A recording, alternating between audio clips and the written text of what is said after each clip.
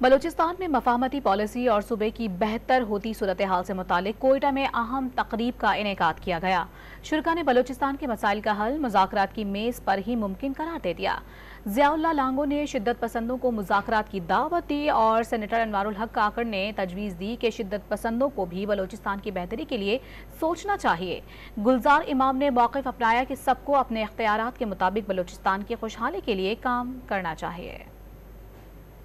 بلوچستان کے مسائل کا حل مذاکرات کی میز پر ہی ممکن ہے۔ کوئٹہ کے جمالی آڈیٹوریم میں بلوچستان کے حوالے سے اہم تقریب میں شرکاء یک زباں ہو گئے۔ واضح کیا کہ سب کو اپنے اختیارات کے مطابق بلوچستان کی خوشحالی کے لیے کام کرنا ہوگا۔ ضیاء اللہ لانگو نے مذاکرات کے خواہش مندوں کو حکومت کی طرف سے مذاکرات کی دعوت دی۔ سینیٹر سرفراز بگٹی نے کہا کہ بات چیت اور مفاہمت ہی بلوچستان کے امن کا واحد راستہ ہے۔ سینیٹر انوار کاکڑ کا کہنا تھا کہ کوئی شدت پسند ریاست سے جیت نہیں سکتا، ریاست بات چیت کو فوقیت دے رہی ہے۔ بلوچ سیاستدان نواب جمال رئیسانی نے کہا کہ بلوچستان میں ایسے ایونٹس خوش آئند ہیں، ریاست تجاویز لے کر اپنی پالیسیاں از سر نو تشکیل دے سکتی ہے۔ یہ ایک بہت خوش آئند بات ہے کہ بلوچستان میں ایسی سیمینار ہو رہے ہیں تاکہ وہ اسٹیٹ بھی سجیشنز لے کر اپنے پالیسیز کو ریوائز کر سکے، اور اس سے یہ ثابت ہو رہا ہے کہ اسٹیٹ جیسے کہ کہتے ہیں کہ ریاست ماں ہوتی ہے، وہ اپنا رول